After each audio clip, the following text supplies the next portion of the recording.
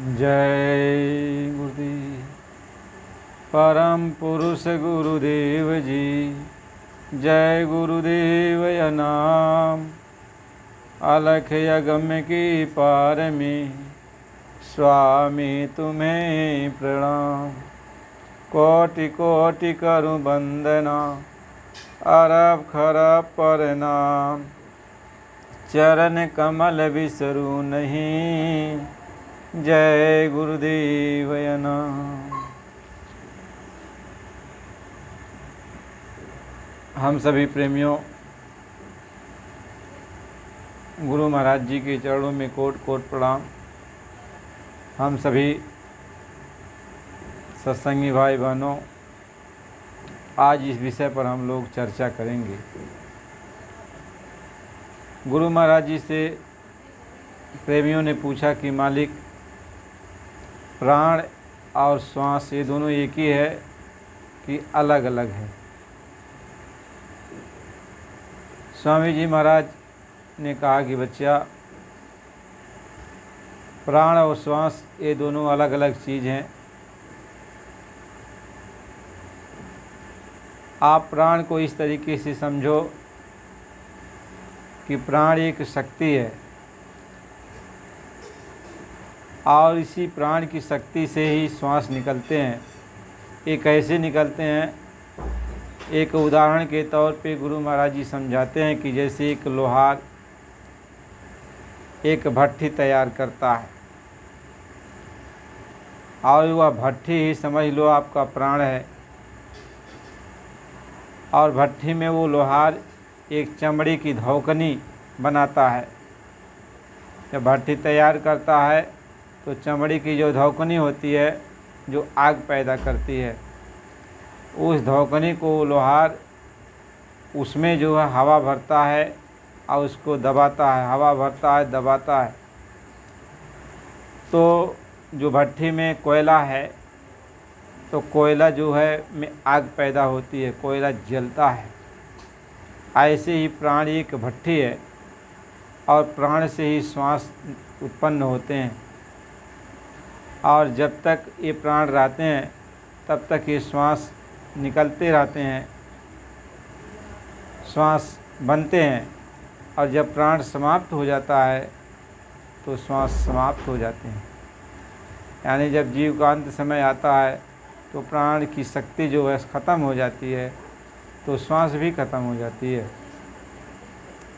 इसलिए प्राण और श्वास ये दोनों अलग अलग चीज़ें हैं, लेकिन ये श्वास जो पैदा होता है ये प्राण से ही पैदा होता है, प्राण रूपी शक्ति से ही पैदा होता है। महात्मा इस बात को समझाते हैं। इसलिए जो श्वास है वह हमें जो मिलता है वह गिन कर मिला हुआ है। इसलिए जितना श्वास निकलता है यह श्वास की बहुत ही कदर करनी चाहिए, और जब श्वास समाप्त हो जाएगा तो एक भी श्वास आप चाहो कि हमको मिल जाए तो वो नहीं मिल सकता है। इसलिए हम सबको ये चाहिए कि अपने एक एक श्वास की कदर करो और अच्छे कामों में अपने इन श्वासों को लगाओ। अच्छे कामों में आप जो है इन श्वासों को लगा करके अपने इस मानव शरीर को सफल बनाओ। ये मानव शरीर आपको जो दिया गया है इसमें श्वासों की ही पूंजी है, और ये श्वासों प्राणों के द्वारा निकलते हैं, प्राण शक्ति के द्वारा ही ये श्वास निकलते हैं। इसलिए हमें आपको एक एक श्वास की कदर करनी चाहिए। हर श्वास पे मालिक के नाम का सिमरन करना चाहिए, मालिक के नाम को याद करना चाहिए, ताकि ये श्वास आपका बेकार न हो। बाद विवाद में जो श्वासें निकलती हैं वो बेकार चली जाती हैं, लड़ाई झगड़ा में श्वासें निकलती हैं बेकार चली जाती हैं। इसलिए श्वास तो निकलना ही है। जब आपके अंदर क्रोध उत्पन्न होता है, आपका शरीर तमतमा जाता है, तो श्वासें ज़्यादा निकलती हैं। आप जो है रत क्रिया में जब रहते हो तो श्वासें ज़्यादा निकलती हैं, आप जब सोते हो तो श्वासें ज़्यादा निकलती हैं, लेकिन चलते वक्त में आराम से आप चलते हो, आराम से बैठे रहते हो तो श्वासें कम निकलती हैं। इसलिए कोई भी काम इतना मेहनत से मत करो जैसे आदमी करता है, हाँफता रहता है, तो इतना ऐसे काम भी मत करो कि ताकि श्वास जल्दी जल्दी निकले। महात्मा इस चीज़ को समझाते हैं कि शरीर की कदर करो, शरीर की इज्जत करो। आप जो ये सोचते हो कि मैं अथक परिश्रम करूँगा तो हमारा एक काम बन जाएगा, तो अथक परिश्रम करेगा तो श्वास की गति तेज हो जाएगी, प्राण शक्ति के द्वारा ज़्यादा से ज़्यादा श्वासें निकलने लगती है। इसलिए महात्मा इस चीज़ को समझाते हैं, जो भी आपको श्वासों की पूंजी दी गई उसको आप चाहे जल्दी जल्दी खर्चा कर दो और चाहे उसको धीरे धीरे खर्चा करो, ये आपके ऊपर निर्भर करता है। इसलिए महात्मा यह मंत्र देते हैं कि कम बोलो और कम सहन करो। जब कम बोलोगे, ज़रूरत से ज़्यादा बात नहीं करोगे, तो जो भी श्वासें निकलेंगी वह धीरे धीरे करके निकलेंगी। लेकिन यदि बराबर बकवास ही करते रहोगे और उसमें शरीर में उत्तेजना आती रहेगी तो श्वासें ज़्यादा निकलती हैं, रत क्रिया में दूनी हो जाती हैं, श्वासें दूनी निकलती हैं। और सोने में भी जब आप निश्चिंत होकर सो जाते हो तो सोने में भी श्वासें ज़्यादा निकलती हैं। इसलिए महात्माओं ने कहा कि ज़रूरत से ज़्यादा नहीं सोना चाहिए, कम सो और जाग करके मालिक की आराधना करो, मालिक की भक्ति करो, भजन करो, क्योंकि यह श्वास ही तुम्हारा एक धन है। इसी धन से तुम अपना काम कर सकते हो। जैसे आप कोई व्यापार करना चाहते हो तो आपके पास जब पूंजी रहती है तभी आप व्यापार कर सकते हो। यदि पूंजी आपके पास नहीं है तो आप भले ही आपके पास हुनर है, जानकारी है आपके पास, हर तरह से आप सक्षम हो, लेकिन पूंजी नहीं है तो आप बेकार रहोगे, क्योंकि बिना पूंजी के सर्वगुण संपन्न रहते हुए भी आप कोई धंधा कर नहीं पाते, कर नहीं सकते। इसलिए पूंजी की ज़रूरत पड़ती है। इसी तरीके से हमें भगवत प्राप्ति के लिए, अपने आत्म कल्याण के लिए, हमें जो है परमार्थ के लिए हमें श्वासों की पूंजी की ज़रूरत है। और जैसे जैसे श्वासों की पूंजी निकलती है वैसे ही वैसे हम काम करते हैं। इसलिए हर काम को करने के लिए इसमें श्वास का विशेष महत्व है। और यह श्वास प्राण के द्वारा आते हैं, प्राण शक्ति से आते हैं। इसलिए महात्मा ये समझाते हैं कि बच्चा, आप वाद विवाद में जो फंस जाते हो, रात दिन जो चिंतन करते हो, घबराहट बेचैनी पैदा हो जाती है, ये क्यों होता है? ये इसीलिए होता है कि आपकी श्वासें ज़्यादा निकलने लगती हैं, क्योंकि आप किसी चीज़ का ज़्यादा चिंतन करते हो, उसमें घबराहट आ जाती है, बेचैनी छा जाती है। तो महात्मा ये समझाते हैं, जब तुम्हें ये पता है कि जो होना है वही होगा, जो नहीं होना है उसको कोई कर नहीं सकता, जो कुछ तू बनाएगा यहीं पे बनाएगा और सब छोड़ जाना पड़ेगा। जो कुछ भी तू कर रहा है या पराये देश का पराया काम कर रहा है, इसमें एक भी चीज़ तुम्हारे साथ जाने वाली नहीं। जब आपको महात्मा सत्संग के द्वारा ये समझाते हैं कि यहाँ का कोई चीज़ तुम्हारे साथ नहीं जाने वाला, तुम्हारा नहीं है, तो इन सारी चीज़ों के लिए तुम चिंतन क्यों करते हो? अपने कर्तव्य का पालन करते हुए इन सारे सामानों से तुम काम करो। लेकिन इन सामानों से यदि कोई काम बिगड़ गया तो उसके लिए दुखी मत हो, चिंता मत करो। कोई काम बन गया तो उसके लिए खुशहाली मत हो जाओ। ये तुम्हारा अपना कर्तव्य है, अपना काम है कि तुम कर रहे हो। क्योंकि एक नियम यहाँ यह भी बना दिया गया कि कोई भी बिना कर्म किए रह भी नहीं पाएगा। नहीं तो लोग बिना कर्म किए ही रहते। लेकिन वो महात्मा समझाते हैं कि बिना कर्म किए आप यहाँ रह नहीं सकते, आपको कर्म करना ही पड़ेगा। आप दो ही कर्म होते हैं, शुभ कर्म और अशुभ कर्म। तो चाहे आप शुभ कर्म करो या अशुभ कर्म करो, लेकिन कर्म आपको करना है। इसलिए महात्मा कहते हैं तुम शुभ कर्म करो, अच्छे कर्म करो। अच्छे काम में क्या आता है?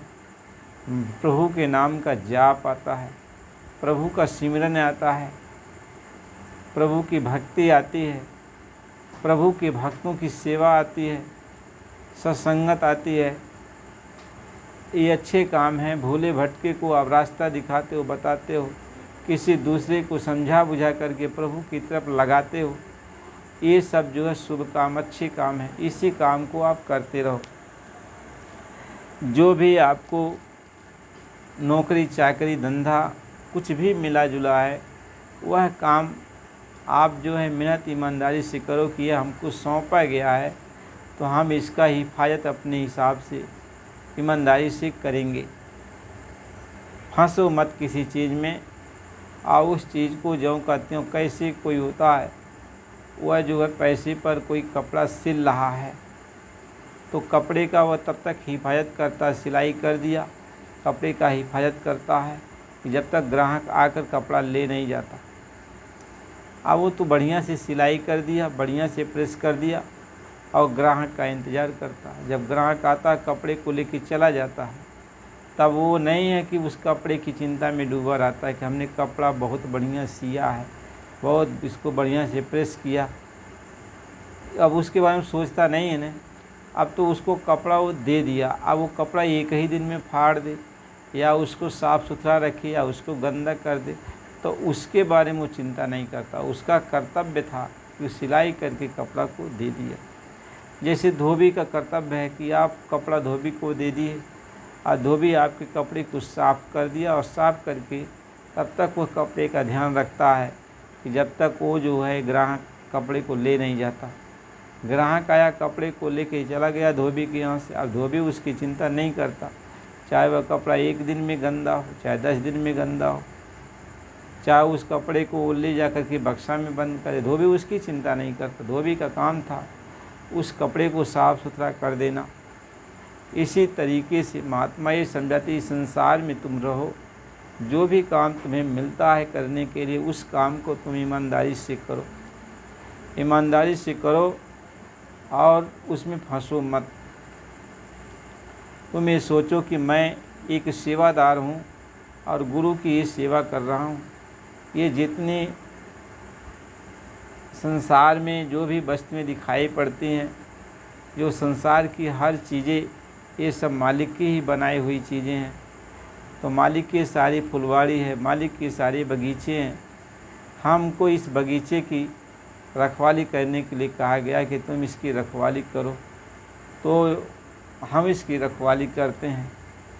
और जब वो कहता है कि इस बगीचे का ये फल हमको चाहिए, इस बगीचे का ये फल चाहिए, तो हम उसको मिना नहीं करेंगे कि हमने इसको बहुत मेहनत से इसको सींचा है, मेहनत से इसको खड़ा किया और आप क्यों इसको खाओगे। वो तो एक सेवादार बन के रहा और बगीचा में फल फूल लग गए लेकिन खाया नहीं ने, वह रखवाली करता रहा। लेकिन जब मालिक आया और कहा कि इसमें से फल तोड़ तोड़ के हमको दे दो, तो तोड़ के वो दे दिया, लेकिन उसमें से नहीं कहा कि हमको भी इसमें से दे दो। वो मालिक का था तो मालिक लेके चला गया। तो वो रखवाली करने वाले को कोई चिंता नहीं, कोई फिक्र नहीं। इसी तरीके से यह भगवान की एक फुलवारी है, बगीचा है, और हम ईमानदारी से इसकी रखवाली करते हैं। और जब भगवान इस बगीचे का फल खाने लगता है तो हमको इसकी कोई चिंता नहीं रहती। इसलिए महात्मा ये समझाते हैं, घर गृहस्थी, ज़मीन जायदाद, परिवार, बाल बच्चे, जब हम ये समझ जाएंगे कि ये सब मालिक के हैं, भगवान के हैं, तो हम इसमें फंसेंगे नहीं और भगवान का काम समझकर हम ईमानदारी से उनकी सेवा में लगे रहेंगे। ये भगवान की चीज़ है, ये हमारे द्वारा कोई इसमें खराबी न आने पाए, हमारे द्वारा कोई दिक्कत न होने पाए। महात्मा इस चीज़ को समझाते हैं। जैसे रानी इंद्रमती को कबीर साहिब जी महाराज ने नामदान दिया, रास्ता बताया, और जब रानी इंद्रमती सतलोक में चली गई तो सब कुछ देखा कि कबीर साहिब जी ही सिंहासन पर बैठे हुए हैं सत्यपुरुष के रूप में, और अपनी तरफ देखती है तो उनके दाहिने तरफ कबीर साहिब जी खड़े हैं, फिर सामने देखती है तो कबीर साहिब जी सिंहासन पर बैठे हैं। यह दृश्य चलता रहा। इसके बाद जो दाहिने तरफ कबीर साहिब खड़े थे वो उसमें जाके समा जाते। महात्मा ये समझाते हैं, रानी इंद्रमती ये सब देख रही थी। जब रानी इंद्रमती को